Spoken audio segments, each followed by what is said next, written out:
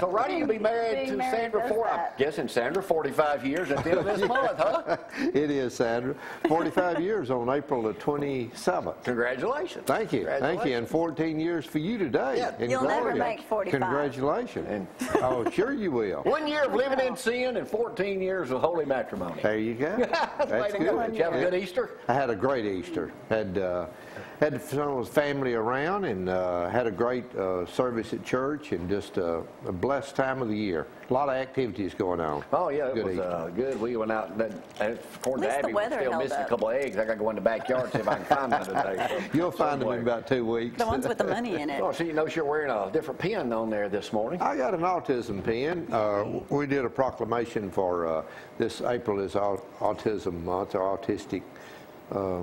And I know they got a walk when, Gloria? They do. Saturday, April 13th, yes. They're going to have their first Athens Autism Walk at the Athens High School Stadium. So they're wanting to come up and talk about that on the show. And then if you're in Pulaski, Tennessee, April 13th, they're doing gobbler games, I guess you can say. That's Clay and Anna Styles. So they're going to have entertainment throughout the day. So and what are you doing that day with Stan McDowell's sister? That day, I am shooting all kind of weapons.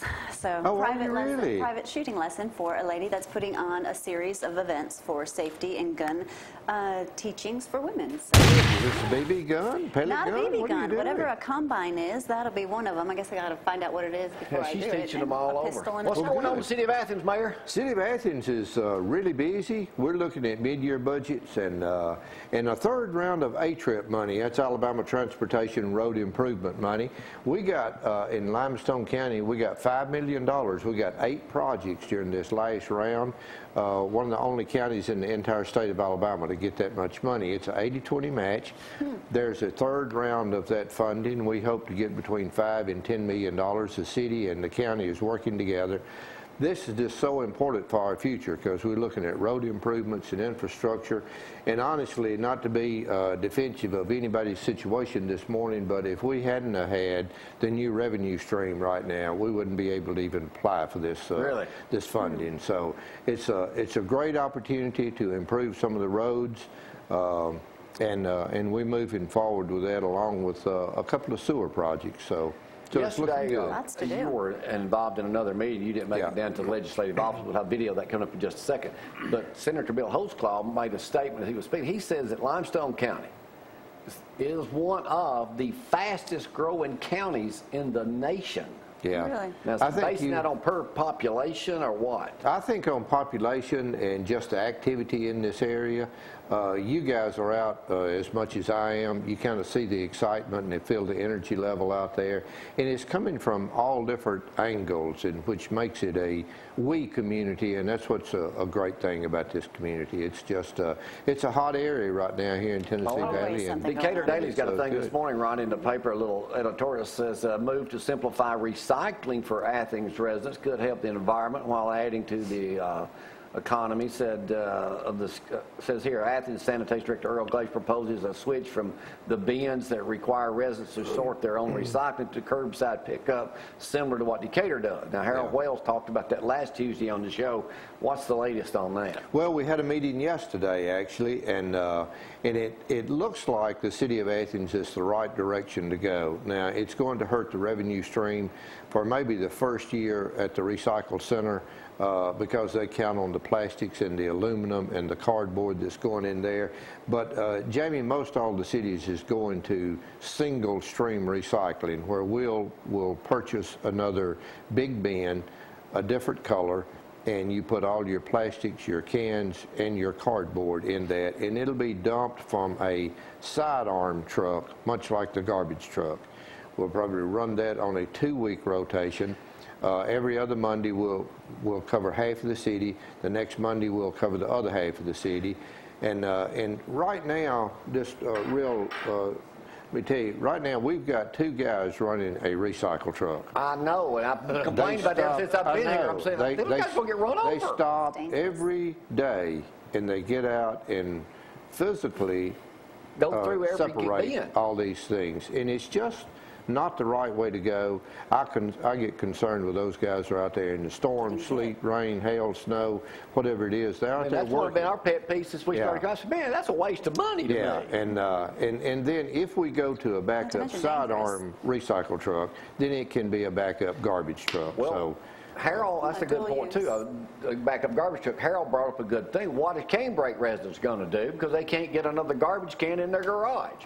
Well, can't fix that. Okay, well, I think we can work through that. The base of that garbage can is the exact same size as the little green can.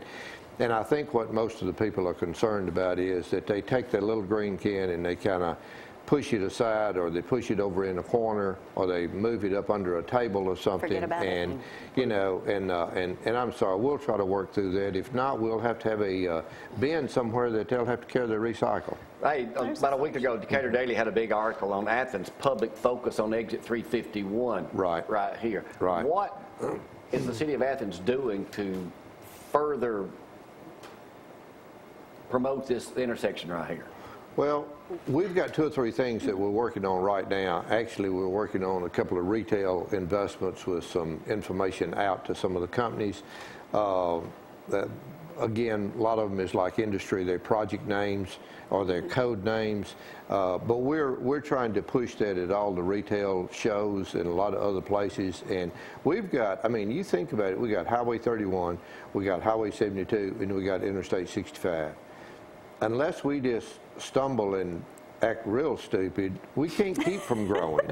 I mean, this is a really hot area, and I don't mean that. I mean, it's kind of a no-brainer if you'll put your best foot out there and you'll show that you're a clean community and you care about quality of life.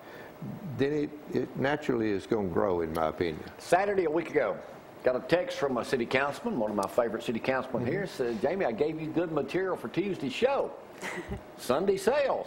Joseph Cannon, give a shout out to the youngest member of the council member, my buddy Joseph. Is that going to take, when's that vote going to be? Well, let me tell you what happened with that real quickly. You know, I always tell you how to build a watch instead of telling you, answer you. But anyway, we had a 2.5-hour meeting on all the projects with the new sales tax.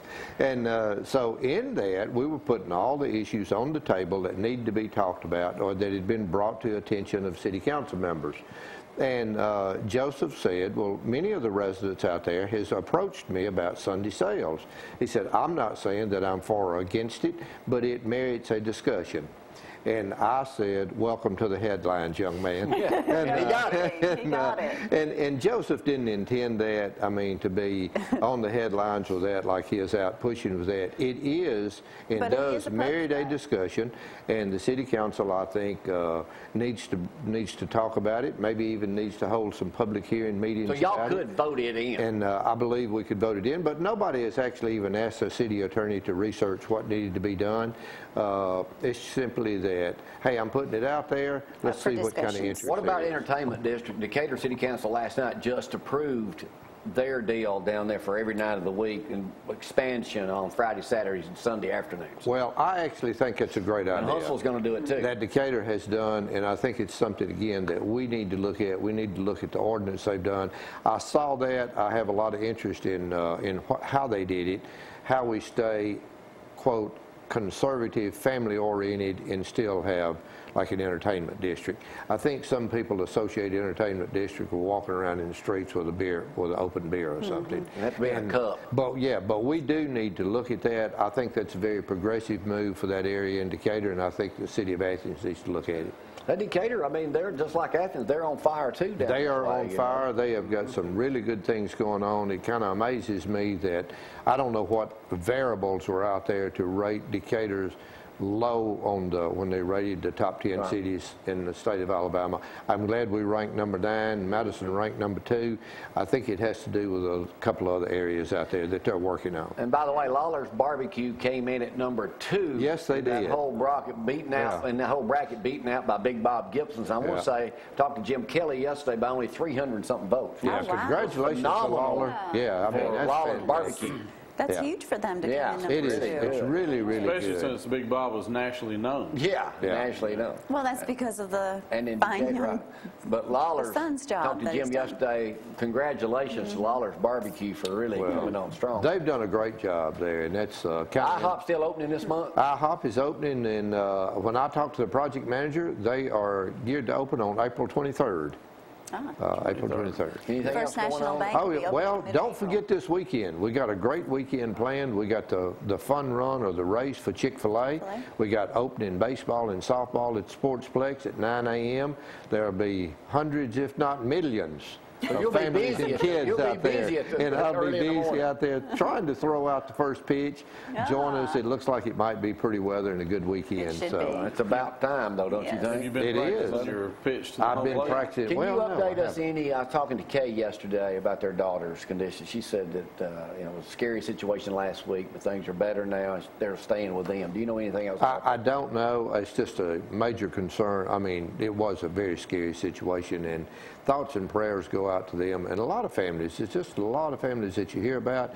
Maybe it's our age, maybe it's something else, but every time I turn around, it's somebody either battling cancer or some dreaded disease, or they got a family friend or member that's suffering. And It's called life. Yeah, it is. And we got to give thanks for the good days. All right, thank you, Mayor. You're doing a great Thank job. y'all. That's the way you roll, Ronnie. Hey, that's the way I roll, man. We're rolling again today. My goodness. Hey, speaking of rolling, you weren't there with us yesterday morning. The legislators were all there. I was the only one wearing shorts. I might add. Everybody else had a suit on. Got to give a shout out to one of my They best buddies, did. though, Arthur Orr. Yeah. He'll be with us I don't know when again we're going to soon. invite him back up here. But Oh, we give a good. shout- That's great. Shout out to all those guys. We were down there yesterday, or I was. Gloria was home with Maddie I was. when they were out. It was a little chilly, but I still got out. Got some video of that. We'll share some of that with you right now. They opened the legislative offices up right next to Coleman Dental. So y'all go back full time, too. They open every day, I think. think so. Here's Dan Williams instructing everybody on giving them a kind of a short tour of it. We'll have more of it later tomorrow when they did the ribbon cutting. But we'll see y'all tomorrow. Bye-bye.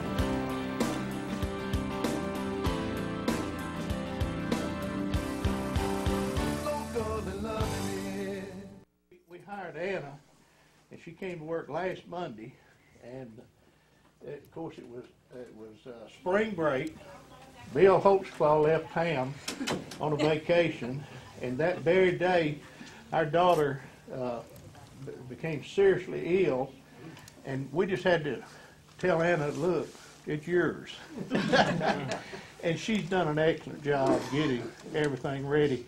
Our office, I've told several people, welcome to our humble office, and this is it. And we're going to have a one-person office, but she's going to help take care of all the constituents in Athens and Limestone County. And we hope that this is going to be an endeavor by the legislative delegation that will improve the services and the contacts and the availability between the legislators and their constituents.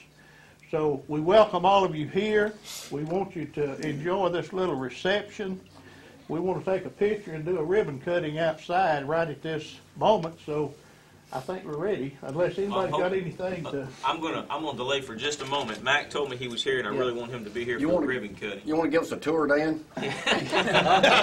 Yeah. This is our office. This is our waiting room, and we don't know what that room is, but we have a three-room office here, and we appreciate Athens State University making this available to us. And they've really done a good job helping us out here, so they're helping the constituents too. And they're a good part of our community, and we look forward to working with them. Senator Orr? We've got Mayor of Madison here, Mayor Trulock. We've got two council members, Councilman Mike Potter and Councilman Steve Smith. They both represent a portion of Limestone County in the city of Madison. So I don't know if anybody's from Huntsville here. I know we invited Huntsville and Ardmore and Elkmont.